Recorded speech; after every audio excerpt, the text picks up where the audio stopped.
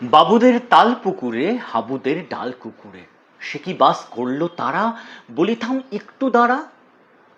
পুকুরের ওই কাছে না লিচুর এক গাছ আছে না, কোথা না আসতে গিয়ে ইয়াব বড় কাস্তে নিয়ে, গাছে গো যেই চড়েছি ছোট এক ডাল ধরেছি, ও বাবা মরাত করে পড়েছি সরাত জোরে। না, আমি কোনো লিচু গাছে উঠিনি, আমি লিচু গাছের ডাল ভেঙে পড়েও যাইনি। এই কবিতাটা কেন মাথায় এলো জানেন? কারণ গতকাল ছিল 24শে মে। 24শে মে মানে 24শে মে মানে কাজী নজরুল ইসলামের জন্মদিন। আর 2024 সালের 24শে মে কাজী নজরুল ইসলামের 123তম জন্মদিন। সেটা মাথাতে এলো, সঙ্গে সঙ্গে এলো এই কবিতাটা। এবং এই কবিতাটা যখন মাথায় এলো তখন ভাবলাম যে এটাও তো লিচুরই সিজন, তাহলে লিচু দিয়ে কিছু বানিয়ে ফেলা যাক। আর তারপরে আমি লিচু দিয়ে একটা মিষ্টি অর্থাৎ সন্দেশ বানিয়ে ফেললাম। এই কনসেপ্টটা আমার বান্ধবী নবমিতার সাথে ফোনে কথা বলতে বলতে আসে মাথায়। আমরা দুজন মিলেই তখন আলোচনা করি যে হ্যাঁ, এরকম কিছু একটা বানালে বোধহয় বেশ ভালো হবে। তারপরে আমি এটা বানিয়ে ফেলি। 2024-এর নজরুল জয়ন্তীতে অভিনেতার রান্নাঘরের শ্রদ্ধার্ঘ্য গুড় ভরা লিচু সন্দেশ।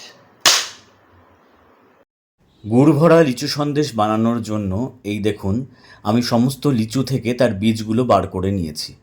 চলুন আপনাদের দেখিয়ে দিই কিভাবে আপনারা লিচু থেকে তার বীজগুলোকে বার করে নেবেন। দেখুন, আমরা একটা লিচু নিয়ে নিয়েছি। এবার লিচুটাকে আমরা ফাটাবো।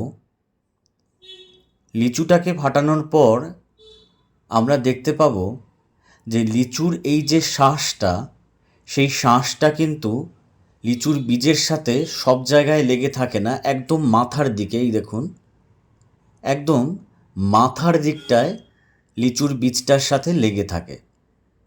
তাহলে আমাদের এই মাথার দিকটাই কেটে নিতে হবে।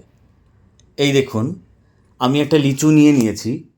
এবারে আমি যেটা করব, আমি একটা পিলার নিয়ে নিয়েছি, অর্থাৎ যেটা দিয়ে আলু ছোলা হয়, সেটার এই সরু দিকটা দিয়ে আমি লিচুর মাথার কাছে যেই জায়গাটায় বীজটার সাথে শাঁসটা লেগে থাকে, সেই জায়গাটায় খুব সাবধানে গোল করে করে কেটে নেব। এই দেখুন, এইভাবে খুব সাবধানে আমি কেটে নিলাম। দেখুন, আমাদের কাটা হয়ে গিয়েছে।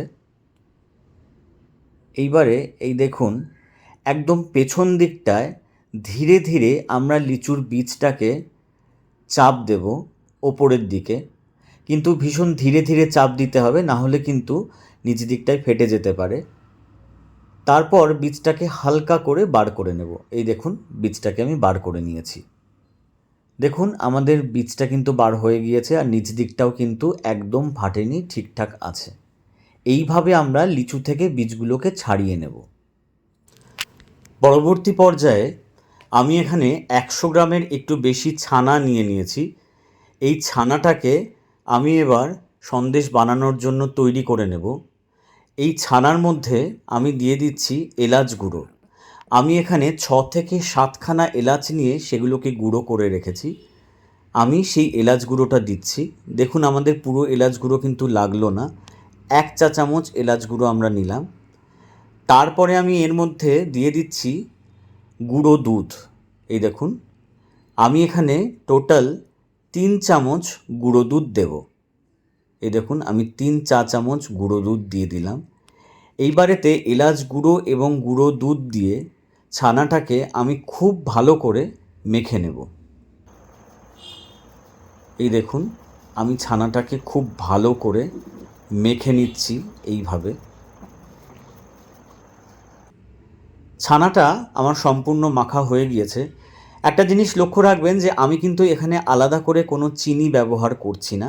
আপনারা চাইলে ব্যবহার করতেই পারেন, কিন্তু আমি এখানে ব্যবহার করিনি, যেহেতু লিচুর ভেতরে গুড় ভরবো আমরা, তাই। এইবার ছানাটাকে মাখিয়ে নেওয়ার পর ছানা থেকে কিছুটা পরিমাণ অংশ এইভাবে হাতের মধ্যে তুলে নিয়ে সেটাকে প্রথমে এরকম গোল একটা বল তৈরি করতে হবে। বল তৈরি করে সেই বলটিকে আমরা এইভাবে হাতের মধ্যে চেপটে গোল করে নেব। এই দেখুন, চ্যাপটা করে গোল করে নিয়েছি। এইবারেতে এর মাঝখানে একটা বীজ ছাড়ানো লিচু বসিয়ে সেই লিচুটাকে এই ছানা দিয়ে খুব ভালো করে চারপাশ থেকে আমি জড়িয়ে র্যাপ করে নেব। এই দেখুন, এইভাবে খুব সাবধানে আমি লিচুটাকে চারপাশ থেকে ছানাটা দিয়ে জড়িয়ে নিচ্ছি, শুধু ওপরের অংশটুকু খালি রাখছি। এই দেখুন, হয়ে গিয়েছে। এইবার এই ওপরের অংশে যে ফুটোটা রয়েছে তার মধ্যে আমি গুড় দিয়ে দিচ্ছি। এই দেখুন, আমি গুড় দিয়ে দিচ্ছি। আমি এখানে খেজুরের গুড় ব্যবহার করব। জেনারেলি গরমকালে অর্থাৎ লিচুর সময় খেজুরের গুড় পাওয়া যায় না। আমার কাছে খেজুরের গুড় স্টক করা ছিল, তাই আমি খেজুরের গুড় ব্যবহার করছি। আপনারা যদি খেজুরের গুড় না থাকে আখের গুড়ও ব্যবহার করতে পারেন। আর যদি আখের গুড় শক্ত হয় তাহলে সেটাকে কড়াইতে অল্প আঁচে একটু জল দিয়ে সেটাকে তরল করে নিতে পারেন, অর্থাৎ ঝোলা গুড় হিসেবে বানিয়ে নিতে পারেন। তারপরে সেই গুড়টাকে এর মধ্যে ঢেলে দিতে হবে। ঢেলে দেবার পর ওপর থেকে আমি আবার কিছুটা ছানা দিয়ে লিচুর এই ওপরের মুখটা ভালো করে বন্ধ করে দেব। এই দেখুন, আমি এইভাবে খুব ভালো করে লিচুর ওপরের মুখটা কিন্তু বন্ধ করে দিলাম। এই রকমভাবে আমাদের সন্দেশটা কিন্তু পুরোপুরি তৈরি হয়ে গিয়েছে। এবারে আমি সন্দেশ রাখার এই যে কাগজের বাটিগুলো হয়, এই বাটির মধ্যে ছানা দিয়ে মোড়া গুড় ভরা লিচুটিকে এর মধ্যে বসিয়ে দেব। তারপরে এর ওপর আমি কিছু কাজু বাদামের টুকরো, ভেঙে রাখা কাজু বাদামের টুকরো এইভাবে লাগিয়ে দেব।